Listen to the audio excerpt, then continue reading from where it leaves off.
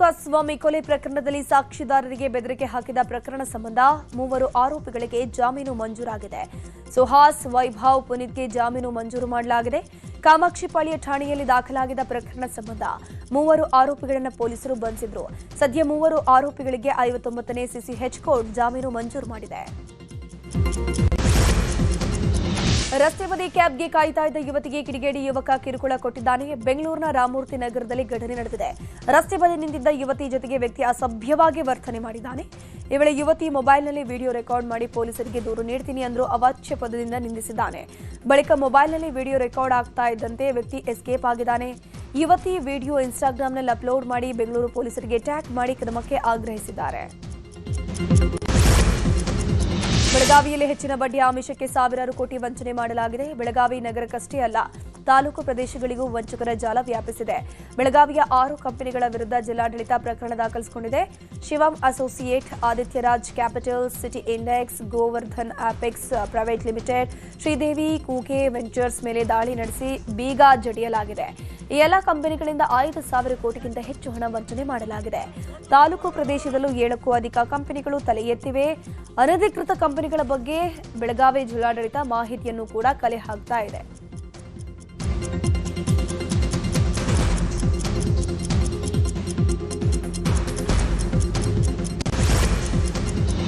ಬೆಳಗಾವಿ ಜಿಲ್ಲೆಯ ಗಡಿ ಗ್ರಾಮಗಳಲ್ಲಿ ಬೈಕ್ ಕದ್ದು ಮಹಾರಾಷ್ಟ್ರದಲ್ಲಿ ಮಾರಾಟ ಮಾಡ್ತಾ ಇದ್ದ 2 ಅಂತಾರಾಜ್ಯ ಕಳ್ಳರನ್ನ ಬಂಧಿಸಲಾಗಿದೆ. ಚಿಕ್ಕೋಡಿಯ ಶುಭಂ ಮುನ್ನೋಳಿ, ಮಹಾರಾಷ್ಟ್ರ ಮೂಲದ ಆಕಾಶ್ ವಡೇರ ಬಂಧಿತರು. ಆರೋಪಿಗಳಿಂದ 2 ಲಕ್ಷ ಮೌಲ್ಯದ 5 ಬೈಕ್ಗಳನ್ನು ವಶಕ್ಕೆ ಪಡೆಯಲಾಗಿದೆ. ಸದಲಗ ಪಟ್ಟಣದಲ್ಲಿ ಪೊಲೀಸರು ತಪಾಸಣೆ ಮಾಡ್ತಾ ಇದ್ದ ವೇಳೆ 2 ಆರೋಪಿಗಳು ಕಳ್ಳತನ ಮಾಡಿದ ಬೈಕ್ಗಳಲ್ಲಿ ಓಡಾಡ್ತಾ ಇದ್ರು. ಡಾಕ್ಯುಮೆಂಟ್ಸ್ ಇಲ್ಲದ ಕಾರಣ ತಪಾಸಣೆ ಮಾಡಿದಾಗ ಆರೋಪಿಗಳು ಬಲೆಗೆ ಬಿದ್ದಿದ್ದಾರೆ. ಯಾದಗಿರಿ ತಾಲೂಕಿನ ದೋರನಹಳ್ಳಿ ಗ್ರಾಮದ ರೈತ ಹಾವು ಕಡಿದು ಮೃತಪಟ್ಟು 2 ವರ್ಷವಾದರೂ ಜಿಲ್ಲಾಡಳಿತ ಮಾತ್ರ ಪರಿಹಾರವನ್ನು ಕೊಟ್ಟಿಲ್ಲ. ಹೀಗಾಗಿ ಸಾಮಾಜಿಕ ಹೋರಾಟಗಾರ ಉಮೇಶ್ ಮುದ್ನಾಳ ಅನ್ನೋರು ರಾಜ್ಯ ಹೆದ್ದಾರಿ ತಡೆದು ಜಿಲ್ಲಾಡಳಿತದ ವಿರುದ್ಧ ಹೋರಾಟ ಮಾಡುವುದಾಗಿ ಎಚ್ಚರಿಕೆ ಕೊಟ್ಟಿದ್ದಾರೆ. ಅಂಬರೀಶ್ ತಮ್ಮ ಜಮೀನಲ್ಲಿ ಕೆಲಸ ಮಾಡ್ತಾ ಇದ್ದಾಗ ಹಾವು ಕಡಿದು ಮೃತಪಟ್ಟಿದ್ರು. ಆದರೆ ಮೃತರ ಕುಟುಂಬಕ್ಕೆ ಅಧಿಕಾರಿಗಳು ಪರಿಹಾರ ಒದಗಿಸಿ ವಿಫಲರಾಗಿದ್ದಾರೆ. ಮೃತನ ಕುಟುಂಬಸ್ಥರು ಪರಿಹಾರಕ್ಕಾಗಿ ಸರ್ಕಾರಿ ಕಚೇರಿಗಳಿಗೆ ಅಲೆದಾಡಿ ಬೇಸತ್ತು ಹೋಗಿದ್ದಾರೆ. ಕೂಡಲೇ ಪರಿಹಾರ ಮಂಜೂರು ಮಾಡದಿದ್ದರೆ ಯಾದಗಿರಿ ಶಹಾಪುರ ರಾಜ್ಯ ಹೆದ್ದಾರಿ ತಡೆದು ಉಗ್ರ ಹೋರಾಟ ಮಾಡಬೇಕಾಗುತ್ತೆ ಅಂತ ಉಮೇಶ್ ಆಗ್ರಹಿಸಿದರು. ಬಾಗಲಕೋಟೆಯಲ್ಲಿ ವಿದ್ಯುತ್ ವ್ಯತ್ಯಯದಿಂದಾಗಿ ರೈತರು ಪರದಾಡುವಂತಾಗಿದೆ. 7 ಗಂಟೆ ಕೊಡ್ತಾ ಇದ್ದಂತಹ ವಿದ್ಯುತ್ 6 ಗಂಟೆಗೆ ಇಳಿಕೆ ಮಾಡಿರುವುದಕ್ಕೆ ಅನ್ನದಾತರು ಪ್ರತಿಭಟನೆ ಮಾಡಿ ಆಕ್ರೋಶ ವ್ಯಕ್ತಪಡಿಸಿದ್ದಾರೆ. ಇನ್ನು ಬೀಳಗಿ ತಾಲೂಕಿನ ರೈತರು ಹೆಸ್ಕಾಂ ಕಚೇರಿಗೆ ಮುತ್ತಿಗೆ ಹಾಕಿ ಕಿಡಿಕಾರಿದ್ರು. ಮೊದಲಿನಂತೆ ರೈತರ ಪಂಪ್ಸೆಟ್ಗಳಿಗೆ 7 ಗಂಟೆ ವಿದ್ಯುತ್ ನೀಡುವಂತೆ ಆಗ್ರಹಿಸಿದ್ದಾರೆ. ಅಧಿಕಾರಿಗಳು ಸ್ಪಂದನೆ ನೀಡದ ಹಿನ್ನೆಲೆಯಲ್ಲಿ ಕಚೇರಿ ಮುಂದೆ ಅಡುಗೆ ಮಾಡಿ ಅಹೋರಾತ್ರಿ ಧರಣಿಯನ್ನ ಮುಂದುವರೆಸಿದ್ದಾರೆ. ಚಿತ್ರದುರ್ಗ ಜಿಲ್ಲೆ ಹಿರಿಯೂರು ಸರ್ಕಾರಿ ಆಸ್ಪತ್ರೆಯಲ್ಲಿ ಅಪ್ರಾಪ್ತೆ ಗಂಡು ಮಗುವಿಗೆ ಜನ್ಮ ಕೊಟ್ಟಿದ್ದಾಳೆ. ಹಾಸ್ಟೆಲ್ನಲ್ಲಿದ್ದ ಪಿಯುಸಿ ಓದ್ತಾ ಇದ್ದ ವಿದ್ಯಾರ್ಥಿನಿ ಹಿರಿಯೂರಿನ ಕರಿಯಣ್ಣ ಎಂಬ ಚಾಲಕನನ್ನ ಪ್ರೀತಿ ಮಾಡ್ತಾ ಇದ್ಲು. ಇನ್ನು ಬಾಲಕಿ ತಾಯಿ ಆಕೆಯನ್ನ ಹಾಸ್ಟೆಲ್ನಿಂದ ಕರೆದೊಯ್ದು ಹೆರಿಗೆ ಮಾಡಿಸಿದ್ದಾರೆ. ಈ ವೇಳೆ ಅಪ್ರಾಪ್ತೆ ಅಂತ ತಿಳಿದು ಆಸ್ಪತ್ರೆ ಸಿಬ್ಬಂದಿ ಸಮಾಜ ಕಲ್ಯಾಣ ಇಲಾಖೆ ಹಾಗೂ ಪೊಲೀಸರಿಗೆ ಮಾಹಿತಿಯನ್ನು ಕೊಟ್ಟಿದ್ದಾರೆ. ಬಳಿಕ ಕರಿಯಣ್ಣನ ವಿರುದ್ಧ ಪೊಲೀಸರು ಪೋಕ್ಸೋ ಪ್ರಕರಣ ದಾಖಲಿಸಿಕೊಂಡಿದ್ದಾರೆ. ಸದ್ಯ ಅಪ್ರಾಪ್ತಿಯನ್ನು ಮಹಿಳಾ ಮಕ್ಕಳ ಕಲ್ಯಾಣ ಇಲಾಖೆಯ ಸಖಿ ಕೇಂದ್ರಕ್ಕೆ ಶಿಫ್ಟ್ ಮಾಡಲಾಗಿದೆ. ಪ್ರಕರಣ ದಾಖಲಾಗ್ತಾ ಇದ್ದಂತೆ ಪ್ರಿಯಕರ ಆರೋಪಿ ಕರಿಯಣ್ಣ ಎಸ್ಕೇಪ್ ಆಗಿದ್ದಾನೆ. ಇತಿಹಾಸ ಪ್ರಸಿದ್ಧ ಚಾಮರಾಜನಗರದ ಶ್ರೀ ಚಾಮರಾಜೇಶ್ವರ ರಥೋತ್ಸವ ಇಂದು ನಡೆಯಲಿದೆ.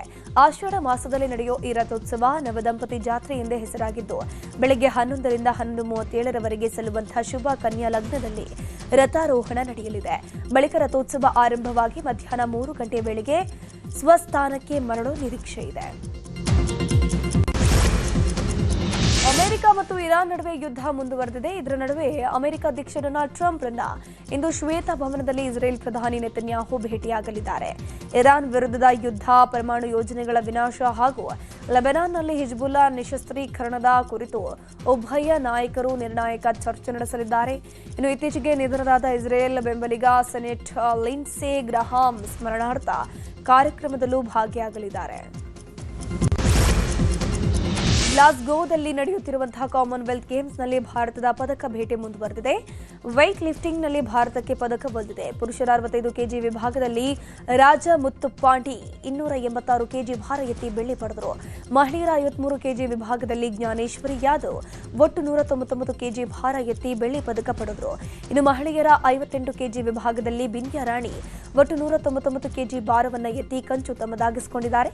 ಒಟ್ಟಾರೆ ಭಾರತ ಕಾಮನ್ವೆಲ್ತ್ ಗೇಮ್ಸ್ನಲ್ಲಿ 1 ಚಿನ್ನ, 3 ಬೆಳ್ಳಿ, 2 ಕಂಚು ಸೇರಿ 6 ಪದಕ ಗೆದ್ದಿದೆ. ಪದಕ ಗೆದ್ದ ಕ್ರೀಡಾಪಟುಗಳಿಗೆ ಪ್ರಧಾನಿ ನರೇಂದ್ರ ಮೋದಿ ಟ್ವೀಟ್ ಮೂಲಕ ಶುಭ ಕೋರಿದ್ರು. ಶಾಟ್ಪುಟ್ನಲ್ಲಿ ಭಾರತ ಮತ್ತೊಂದು ಚಿನ್ನದ ಪದಕವನ್ನು ಗೆದ್ದಿದೆ. ಶರ್ಮಿಳಾ ಧಂಕರ್ ಅವರು ಮಹಿಳೆಯರ F57 ವಿಭಾಗದಲ್ಲಿ ಚಿನ್ನದ ಪದಕ ಗೆದ್ದಿದ್ದಾರೆ. ಇನ್ನು ಶಿಲ್ಪಾ ಶಾಟ್ಪುಟ್ನಲ್ಲಿ ಕಂಚಿನ ಪದಕವನ್ನು ಗಳಿಸಿದ್ದಾರೆ. ಶಾಟ್ಪುಟ್ ವಿಭಾಗದಲ್ಲಿ ಚಿನ್ನದ ಗೆದ್ದ ಭಾರತದ ಮೊದಲ ಪ್ಯಾರಾ ಅಥ್ಲೆಟ್ ಅನ್ನೋ ದಾಖಲೆಯನ್ನ ಶರ್ಮಿಳಾ ಧಂಕರ್ ತಮ್ಮದಾಗಿಸಿಕೊಂಡಿದ್ದಾರೆ. ಮಣಿರತ್ನಂ ನಿರ್ದೇಶನದಲ್ಲಿ ಸೇತುಪತಿ ಹಾಗೂ ಸಾಯಿ ಪಲ್ಲವಿ ನಟನೆಯ ಸಿನಿಮಾ ಬರ್ತಾ ಇದೆ. ಈ ಸಿನಿಮಾಗಿನ್ನೂ ಕೂಡ ಹೆಸರಿಟ್ಟಿಲ್ಲ. ಸದ್ಯದರ ಚಿತ್ರೀಕರಣ ಕೋಲ್ಕತ್ತಾದ ಹೌರಾ ಬ್ರಿಡ್ಜ್ನಲ್ಲಿ ನಡೀತಾ ಇದೆ. ಚಿತ್ರೀಕರಣದ ಸಮಯದ ಒಂದಷ್ಟು ಫೋಟೋಸ್ಗಳು ರಿಲೀಸ್ ಆಗಿವೆ. ವಿಜಯ್ ಸೇತುಪತಿ ಕ್ಲೀನ್ ಶೇವ್ನಲ್ಲಿ ಯಂಗ್ ಲುಕ್ನಲ್ಲಿ ಕಾಣಿಸಿದ್ದಾರೆ. ಡಿವೈನ್ ಸ್ಟಾರ್ ರಿಷಬ್ ಶೆಟ್ಟಿ ನಟನೆಯಲ್ಲಿ ಛತ್ರಪತಿ ಶಿವಾಜಿ ಬಯೋಪಿಕ್ ಚಿತ್ರೀಕರಣಕ್ಕೆ ಸಜ್ಜಾಗ್ತಾ ಇದೆ. ಇದೇ ವರ್ಷ ಕೊನೆಯಲ್ಲಿ ಶೂಟಿಂಗ್ ಶುರುವಾಗಲಿದ್ದು ಹೊಸದಾಗಿ ಈ ಚಿತ್ರದ ಅಪ್ಡೇಟ್ ಹೊರಬಿದ್ದಿದೆ. ಬಾಲಿವುಡ್ ನಟಿ ಭೂಮಿ ಪಡ್ನೇಕರ್ ಈ ಚಿತ್ರದಲ್ಲಿ ಬೆಳವಾಡಿ ಮಲ್ಲಮ್ಮನ ಪಾತ್ರದಲ್ಲಿ ಅಭಿನಯಿಸಲಿದ್ದಾರೆ.